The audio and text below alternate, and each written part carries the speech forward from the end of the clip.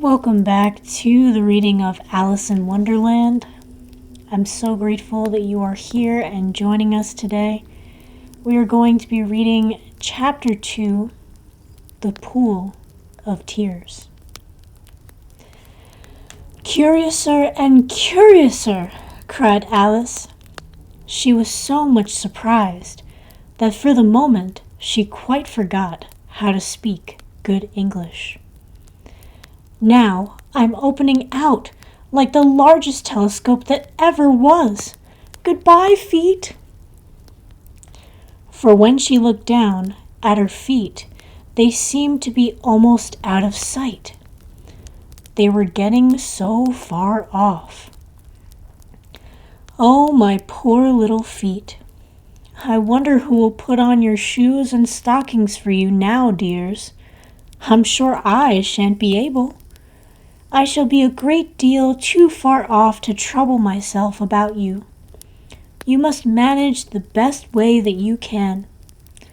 But I must be kind to them," thought Alice. "Or perhaps they won't walk the way I want to go. Let me see.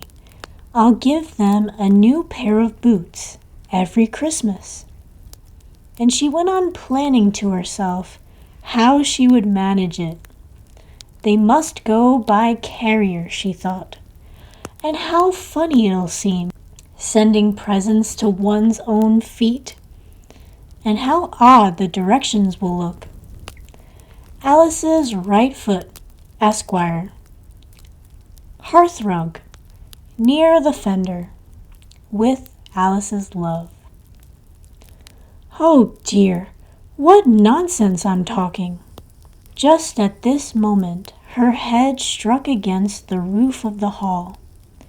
In fact, she was now more than 9 feet high, and she at once took up the little golden key and hurried off to the garden door. Poor Alice! It was as much as she could do, lying down on one side, to look through into the garden with one eye. But to get through was more hopeless than ever. She sat down and began to cry again. "You ought to be ashamed of yourself," said Alice.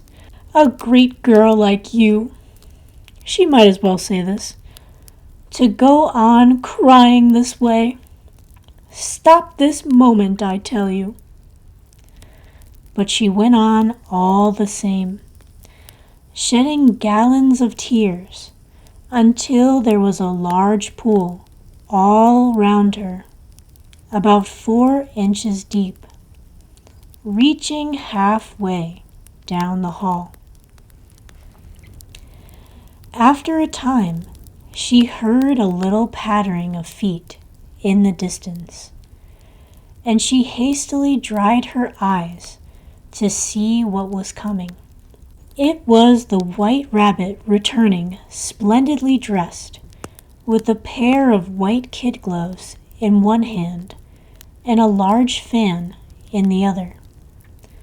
He came trotting along in a great hurry, muttering to himself as he came, "Oh, the Duchess! The Duchess! Oh, won't she be savage if I've kept her waiting?" Alice felt so desperate that she was ready to ask help of anyone. So, when the rabbit came near her, she began in a low, timid voice. If you please, sir." The rabbit started violently, dropped the white kid gloves and the fan, and scurried away into the darkness as hard as he could go. Alice took up the fan and gloves, and as the hall was very hot, she kept fanning herself all the time she went on talking. "Dear, dear, how queer everything is today. And yesterday, things went on just as usual. I wonder if I've been changed in the night? Let me think. Was I the same when I got up this morning? I almost think I can remember feeling a little different. But if I'm not the same, the next question is, who in the world am I? Ah, that's the great puzzle. And she began thinking over all the children she knew that were of the same age as herself, to see if she could have been changed for any of them. I'm sure I'm not Ada, she said, for her hair goes in such long ringlets, and mine doesn't go in ringlets at all. And I'm sure I can't be Mabel, for I know all sorts of things, and she knows such very little. Besides, she's she, and I'm I, and oh dear, how puzzling it all is. I'll try if I know all the things I used to know. Let me see. 4 times 5 is 12, and 4 times 6 is 13, and 4 times 7 is, oh dear, I shall never get to 20 at that rate. However, the multiplication table doesn't signify. Let's try geography. London is the capital of Paris, and Paris is the capital of Rome. And Rome, no, that's all wrong, I'm certain. I must have been changed for Mabel. I'll try and say, how doth the little... And she crossed her hands on her lap, as if she were saying lessons, and began to repeat it. But her voice sounded hoarse and strange, and the words did not come the same as they used to do. How doth the little crocodile improve his shining tail, and pour the waters of the Nile on every golden scale? How cheerfully he seems to grin, how neatly spread his claws, and welcome little fishies in with gently smiling jaws. I'm sure those are not the right words, said poor Alice, and her eyes filled with tears again as she went on. I must be Mabel, after all, and I shall have to go and live in that poky little house, and have next to no toys to play with, and oh, ever so many lessons to learn. No, I've made up my mind about it. If I'm Mabel, I'll stay down here. It'll be no use their putting their heads down and saying, "Come up again, dear." I shall only look up and say, "Who am I then? Tell me that first, and then, if I like being that person, I'll come up. If not, I'll stay down here till I'm somebody else." But, oh dear, cried Alice, with a sudden burst of tears, I do wish they would put their heads down. I am so very tired of being all alone here. As she said this, she looked down at her hands and was surprised to see that she had put on one of the rabbit's little white kid gloves while she was talking. How can I have done that? She thought. I must be growing small again. She got up and went to the table to measure herself by it, and found that, as nearly as she could guess, she was now about 2 feet high, and was going on shrinking rapidly. She soon found out that the cause of this was the fan she was holding, and she dropped it hastily, just in time to avoid shrinking away altogether. "That was a narrow escape," said Alice, a good deal frightened at the sudden change, but very glad to find herself still in existence. "And now for the garden." And she ran with all speed back to the little door. But alas, the little door was shut again, and the little golden key was lying on the glass table as before.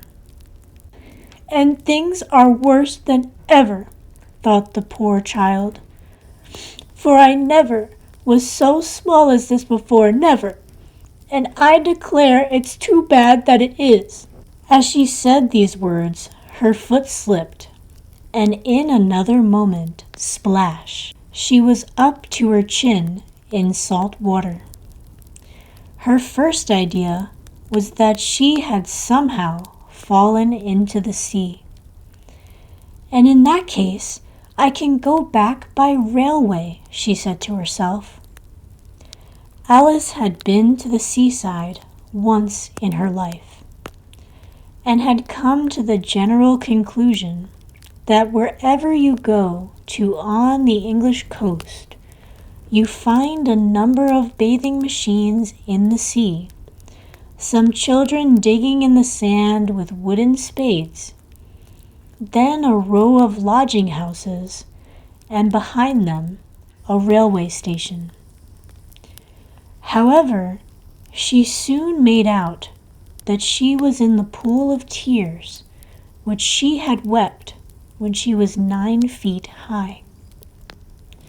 "I wish I hadn't cried so much," said Alice as she swam about, trying to find her way out. "I shall be punished for it now, I suppose, by being drowned in my own tears. That will be a queer thing, to be sure. However, everything is queer today." Just then she heard something splashing about in the pool a little way off, and she swam nearer to make out what it was. At first she thought it must be a walrus or hippopotamus, but then she remembered how small she was now, and she soon made out that it was only a mouse that had slipped in like herself. "Would it be of any use now," thought Alice, "to speak to this mouse?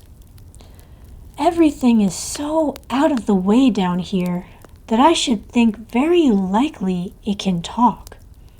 At any rate, there's no harm in trying." So she began.